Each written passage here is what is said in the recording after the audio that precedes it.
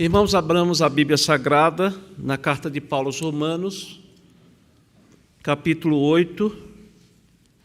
Eu lerei os primeiros 4 versículos.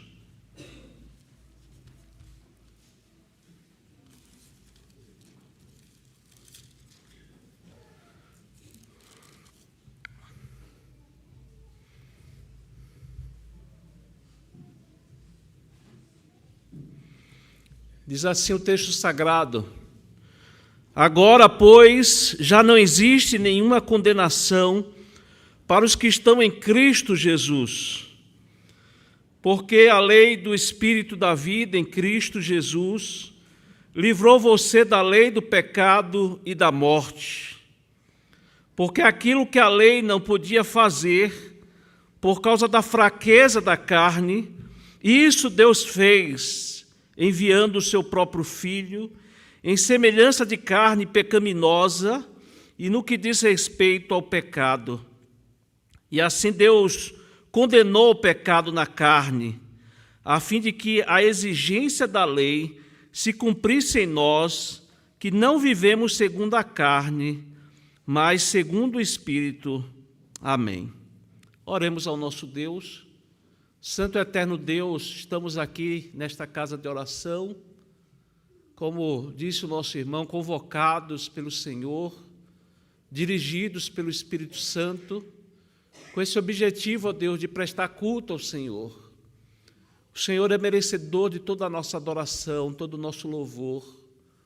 Sabemos, ó Pai, que aqueles que não conhecem o Senhor, eles escondem a verdade e preferem adorar a criatura ao invés do Criador. Mas nós, ó Pai, fomos convertidos pelo Senhor. Tivemos os nossos olhos espirituais abertos e cultuar ao Senhor é uma alegria, é um prazer. Fazemos isso, ó Pai, porque reconhecemos que somos criaturas do Senhor, criaturas redimidas, criaturas que o Senhor nos amou a tal ponto de enviar o seu próprio Filho para morrer na cruz do Calvário e assim nos redimir, nos salvar. E hoje podemos, ó Deus, cantar louvores ao Senhor, podemos seguir os teus caminhos e podemos também, Senhor, ao ler a tua palavra, podemos entendê-la pela ação poderosa do Espírito Santo. É isso que nós pedimos agora, Senhor, que o Senhor ilumine as nossas vidas, que o Teu Espírito Santo nos explique, ó Deus, nos ensine a Tua santa palavra. Esse é o nosso pedido, a nossa oração, e fazemos em nome daquele nome que está, do nome que está acima de todo o nome, o Senhor Jesus Cristo, é em nome dele que nós oramos. Amém. Irmãos, o texto que nós lemos mostra o apóstolo Paulo expondo o Evangelho. Aqui nós temos Paulo expondo o Evangelho. Irmãos, algo que Deus sempre deseja para nós, para o seu povo, é que nós sempre ouçamos o Evangelho. Nós precisamos regularmente ouvir o Evangelho. Na carta de Paulo aos Romanos, essa carta que nós temos tratado, temos pregado nela, o Evangelho, vemos sempre o Evangelho sendo anunciado em praticamente todos os capítulos, de uma maneira ou de outra, porque nós mesmos, convertidos, nós crentes, precisamos sempre ouvir o Evangelho.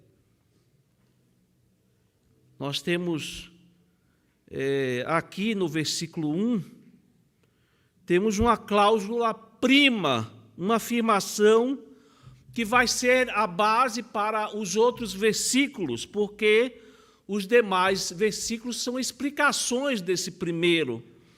Paulo começa então com essa declaração maravilhosa. Essa declaração maravilhosa, irmãos, é uma frase autoexplicativa. Paulo aqui está dizendo que não há pena Não há penalidade, não há sentença, não há castigo para os que estão em Cristo Jesus. Se você é um salvo, se você é um crente, em circunstância alguma você vai ouvir culpado. Deus nunca vai dizer para você: apartai-vos de mim, malditos, para o fogo eterno, preparado para o diabo e seus anjos. Se você é um crente, você nunca vai ser julgado, você nunca vai ser banido da presença de Deus. Isso não vai acontecer hoje. 100 anos vão se passar, milênios e milênios passarão, e essa declaração continua existindo na vida do crente. Agora, pois, já não existe nenhuma condenação para os que estão em Cristo Jesus. Essa afirmação, meus amados irmãos, ela continua existindo em todas as circunstâncias da sua vida, para os momentos em que você tem muito fervor espiritual, nos momentos em que a sua comunhão com Deus está próxima, mas também valerá nos momentos em que você se sente fraco, valerá nos momentos em que você se sente incapaz, você não tem desejo de orar, até mesmo nos momentos de fraqueza que você tropeça na fé, já não existe nenhuma condenação. Agora, irmãos, quem são as pessoas que recebem esse benefício? O benefício da inculpabilidade. Paulo deixa muito bem claro aqui quem são essas pessoas. São as pessoas que estão em Cristo Jesus. Isso é muito importante, irmãos. Isso é muito importante. Quem se apossa desse benefício são aqueles que estão em Cristo Jesus. Eu não sei se vocês lembram, lá em Efésios, o apóstolo Paulo, no capítulo 2, versículo 12, ele diz que no passado,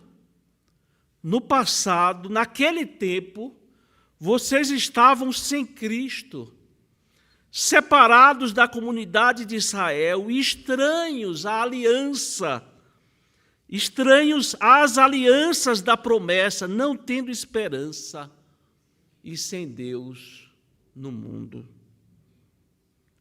Para aqueles que estão no mundo,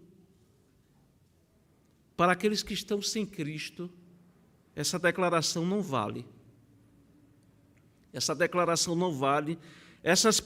Para essas pessoas que estão no mundo sem Cristo, há condenação. Há condenação. Então, o que significa estar em Cristo?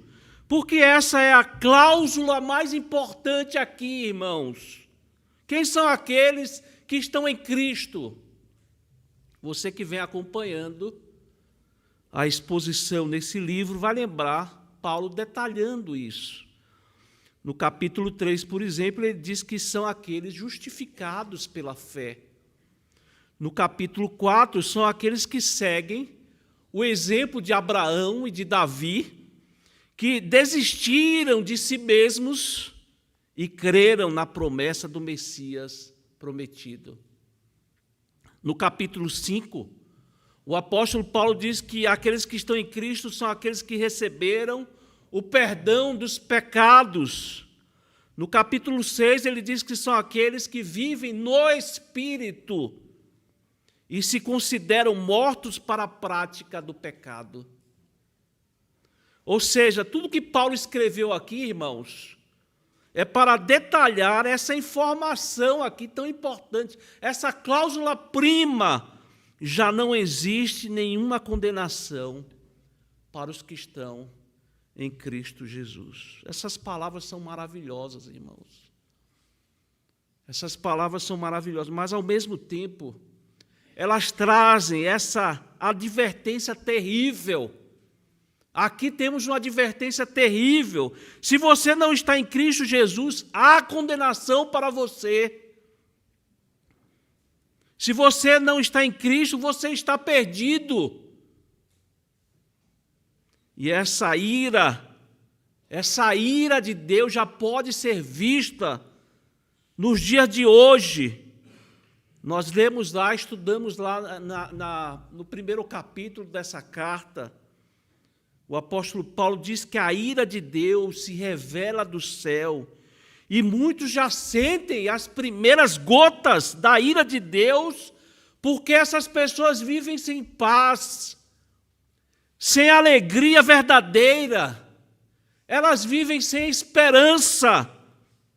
Mas a Bíblia diz que naquele dia, na volta triunfal de Cristo, essa ira será derramada completamente. Mas para os que estão em Cristo Jesus, eles não padecerão mais essas coisas. Eles nunca serão tratados como culpados, porque Deus os vê como justos, como inocentes. E essa é a grande maravilha do Evangelho, irmãos. Essa é a grande maravilha do Evangelho. Essa é a maior bênção que você poderia receber nesse mundo. Você colocar os travesseiros, a sua cabeça no travesseiro e lembrar que entre Deus e você está tudo bem. Está tudo resolvido. A paz entre Deus e nós. Não tem conflito. Não há nada a ser pago, nenhuma condenação virá sobre a minha vida, sobre a sua vida, porque Deus já derramou a sua ira sobre o seu Filho amado. Meu amado irmão, minha amada irmã, crianças, jovens, esse é o maior tesouro que você pode ter nesse mundo. E é a grande maravilha do Evangelho. É esse tesouro que nos chega gratuitamente pela fé, quando você crê no Filho de Deus. Essas duas palavrinhas aí, irmãos, no início do capítulo 8, elas são muito importantes. Veja que quando Paulo diz agora, sempre que os irmãos encontrarem essa palavra, principalmente no começo dos capítulos, isso indica, se refere à mudança de vida, se refere à conversão, a uma nova vida com Cristo, um novo nascimento, e vai apontar para a salvação eterna, para uma vida em abundância, como disse o nosso Senhor Jesus Cristo. Quando Paulo diz, pois, agora, pois, ele está conectando essa afirmação com o último versículo do capítulo 7, quando ele diz, graças a Deus por Jesus Cristo, o nosso Senhor. Porque por causa dele, irmãos, na cruz do Calvário, ele se entregando na cruz, ele mesmo se entregando, já não existe nenhuma condenação. Esse, meus irmãos, é o resumo do Evangelho. Aqui nós temos o resumo do Evangelho, é uma declaração maravilhosa de que você precisa ter todos os dias na sua vida. Você precisa guardar isso no seu coração. Você precisa gravar esse versículo aqui para recitar todos os dias. Já não existe nenhuma condenação para os que estão em Cristo Jesus. E aí, como eu já afirmei, os próximos versículos são explicações a respeito do primeiro. No versículo 2, temos a explicação do porquê já não existe nenhuma condenação. Veja o que ele diz, porque a lei do Espírito, da vida em Cristo Jesus, livrou você da lei, do pecado e da morte. Aqui nós temos Paulo dizendo que o Espírito Santo toma a vida de Jesus, ele toma as perfeições de Jesus e as aplica em pecadores como nós. É por isso da importância dessa doutrina, irmãos, da união com Cristo. Nós estamos unidos com Cristo. E o Espírito Santo faz isso, ele pega as perfeições de Jesus, a vida de Jesus, e as aplica em nossa vida. E por causa disso nós recebemos vida. Essa obra nos livra do pecado e da morte.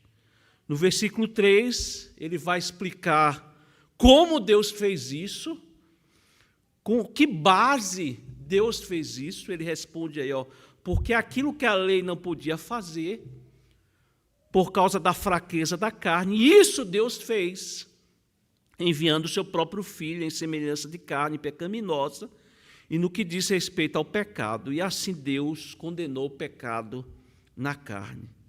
Irmãos, como é que Deus fez isso? Como Deus fez essa obra? Primeiramente, não foi, Paulo deixa muito claro aqui, não foi através da lei de Moisés. A lei não podia fazer isso, a lei não salva, irmãos. A lei não salva, e porque ele explica aqui, a lei estava fraca, a lei estava enferma pela nossa carne. Aqui na Bíblia, sempre que nós observamos a palavra carne, é para se referir ao nosso ser pecador, essa natureza adâmica que ainda temos, e nós sabemos que a lei, como eu disse, não salva. E ao invés de produzir em nós, quando a lei vem, e ao invés de produzir em nós respeito a Deus, amor a Deus, desejo de cumprir os mandamentos, nós sabemos, já temos visto aqui, que ao invés disso, por causa da natureza pecaminosa, adâmica que nós temos, as proibições de Deus produzem em nós o inverso. Produz o desejo de ser contra. Quando a Bíblia diz não cobiçarás, mas a vontade é de cobiçar. A vontade é de cobiçar. Então, como é que Deus fez, já que a lei não pôde fazer? Está aí no final do versículo 3. E isso Deus fez enviando o seu próprio Filho. Vejam que Paulo aqui destaca que ele, quando diz que Deus enviou o próprio Filho, ele diz que não foi o filho de outra pessoa, não foi um filho qualquer. O filho enviado possui a essência divina. É a segunda pessoa da Trindade. O filho dele não é um qualquer, um simples ser humano, mas a segunda pessoa da Trindade. Ele é o Deus eterno. Possui nele mesmo os atributos da divindade. Mas ele continua aqui dizendo que o Filho é igual em nós, em todos os sentidos. Jesus tinha limitações físicas, como nós temos, teve necessidades. Jesus, ele teve fome, Jesus chorou, estava sujeito à morte, como nós somos. Mas há um ponto em que o Filho de Deus é diferente, irmãos. Ele nunca pecou. Jesus nunca pecou. Ele é chamado em Lucas, capítulo 1:35, de o ente santo. Na primeira epístola de Pedro, capítulo 2, ele é dito como alguém que nunca pecou e dolo algum se achou na sua boca. Ele é igual em nós em todos os sentidos, mas ele não cometeu pecado. E no final, então, do versículo 3, ele diz, assim Deus condenou o pecado na carne. Na carne de quem? Hoje, irmãos, como eu disse, nós podemos aqui louvar ao Senhor, cantamos, que somos os redimidos, que vêm cantar ao Senhor no começo do culto. Mas por que podemos nos achegar a Deus, irmãos? Porque nós podemos nos aproximar desse Deus 3 vezes santo, porque o pecado nosso foi colocado sobre o Filho amado de Deus. Ele condenou Deus condenou o pecado na carne de Cristo, na carne do seu Filho amado. E nós temos aqui, então, todo esse processo de salvação, de reconciliação de Deus com o homem. E por que, então, não há condenação para os que estão em Cristo Jesus? Porque Deus enviou o seu próprio Filho, Ele que nunca pecou, e por isso os meus pecados, os seus pecados, eles foram pagos na própria pele, no próprio Senhor Jesus Cristo. Sofreu de verdade, irmãos.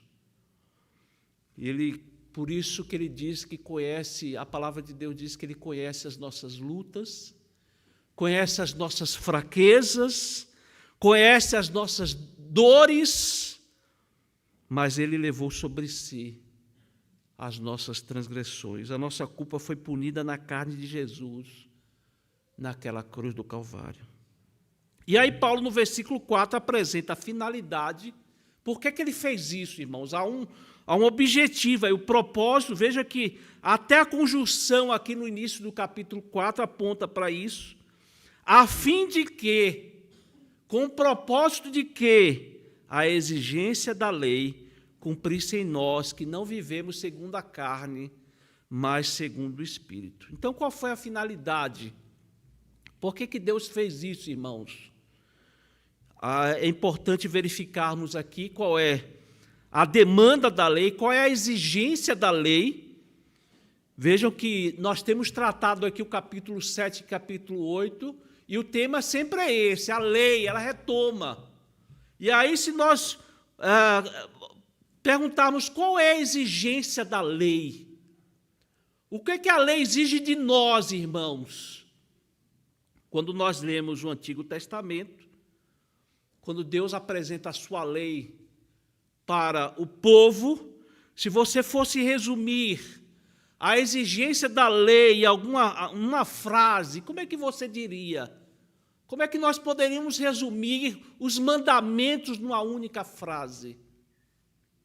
Amar a Deus com todo o nosso coração, alma e força. Esse é o resumo da lei, irmãos. Nós amarmos a Deus. Esse é o preceito da lei. E quem obedeceu essa lei aqui nesse mundo? Você ama completamente a Deus? Quem foi que cumpriu esse mandamento efetivamente, completamente aqui nesse mundo? Jesus. Jesus cumpriu. Esse preceito ele foi obedecido por Cristo. Cristo e somente Cristo obedeceu esse mandamento, esse preceito da lei. E no dia, uma boa notícia aqui para você. No dia em que você foi convertido por Deus, no dia em que seu coração foi regenerado, o Espírito Santo tomou essa obediência de Jesus em cumprir a demanda da lei, amando a Deus, e colocou sobre sua vida. Colocou sobre a sua vida. É por isso que nenhuma condenação há, irmãos. Já nenhuma condenação há para os que estão em Cristo Jesus. Muito bem, irmãos, lições para as nossas vidas. Como nós podemos aplicar aqui esse texto que nós consideramos? Quais são as lições que podemos tirar para as nossas vidas? Em primeiro lugar, eu gostaria de me dirigir para você que não é crente, você que ainda não entregou a sua vida a Jesus em conversão, arrependimento e fé. E eu quero te dizer nesta manhã que Deus quer que você saiba disso. Deus quer que você saiba disso. Nenhuma condenação há para os que estão em Cristo Jesus. Para você não ser condenado, você precisa estar em Cristo. Você precisa estar escondido nele. Você precisa estar unido com Cristo, convertido a Ele. Então, a única forma de você ser contado entre aqueles que estão em Cristo Jesus é você se arrepender dos seus pecados, curvando-se diante dele, dizendo: Senhor, tem misericórdia de mim. Senhor, tem misericórdia de mim. Perdoa, Senhor, os meus pecados. Eu desejo ser participante disso. Eu desejo fazer parte desses que estão em Cristo Jesus. Você precisa dizer isso. Eu quero também fazer parte desses que são objetos do seu amor e graça. Eu quero Jesus como meu Salvador. Se curve, se prostre, se humilhe de todo o seu coração e clame por essa salvação. Essa é a maior necessidade da sua vida.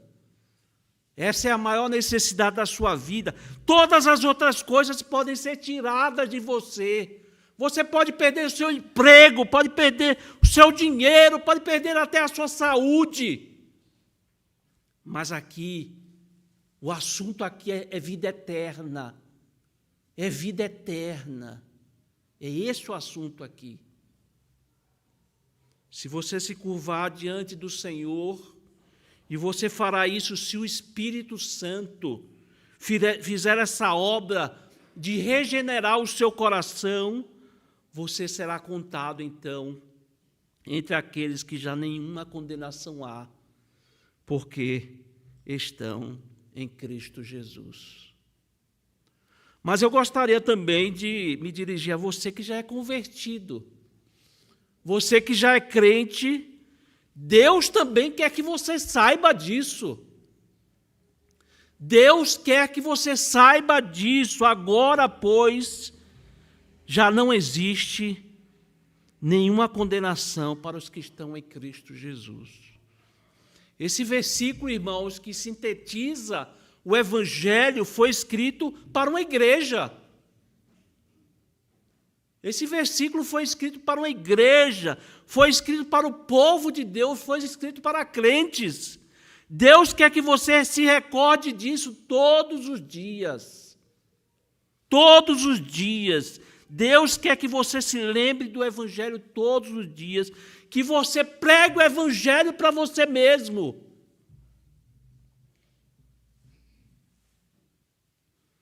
Que nenhuma condenação há para você. Nenhuma condenação há para você nos dias em que você estiver sentindo dores. Sejam elas físicas, emocionais, psicológicas. Porque nessas horas, irmãos, nós somos tentados a pensar, muitas vezes, em punição. Ah, será que Deus está irado comigo? Será que Deus me abandonou? Esqueceu-se de mim? E nesses momentos difíceis, você pode sacar Romanos 8. Você pode lembrar desse versículo e pregar para você mesmo. Nenhuma condenação para os que estão em Cristo Jesus. E você pode dizer: eu não estou em condenação. Eu estou em Cristo, e em Cristo eu tenho justiça. Em Cristo eu tenho perdão. Em Cristo os meus pecados já foram pagos. A minha vida está oculta em Cristo e por causa disso eu posso abraçar a minha dor e dizer que todas as coisas cooperam para o bem daqueles que amam a Deus. E posso dizer também que o poder se aperfeiçoa na fraqueza.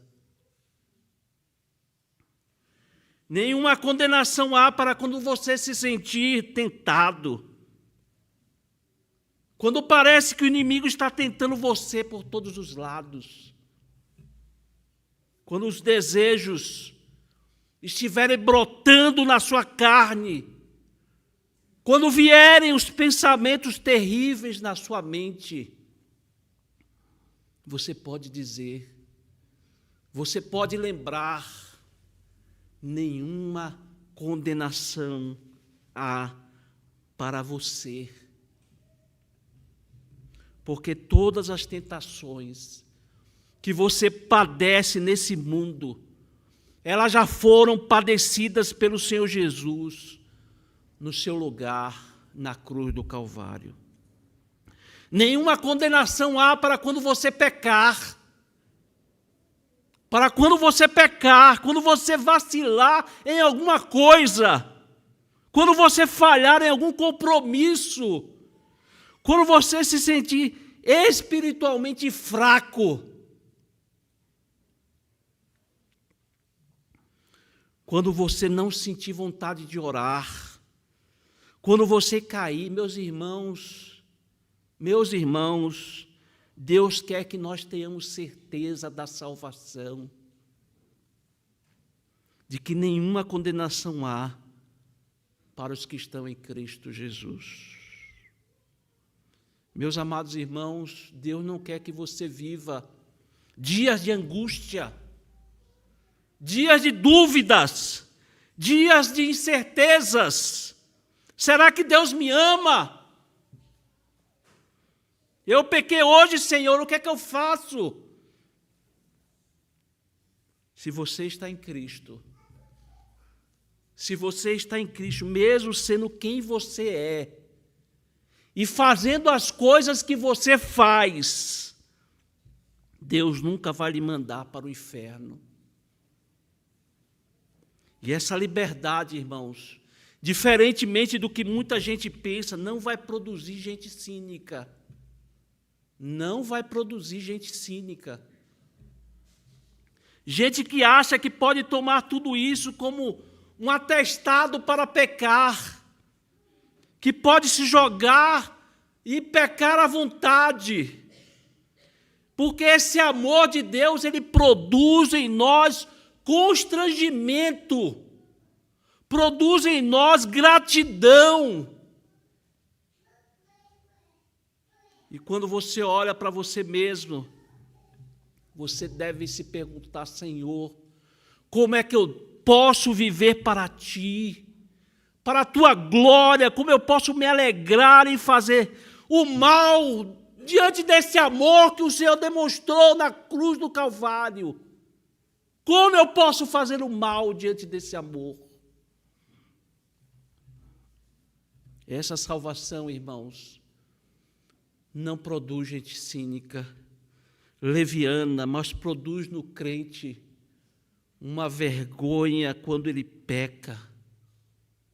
É um amor robusto que enche o coração do crente de desejo, de devoção, de servir a Deus, de se alegrar em Deus, de servir na sua obra.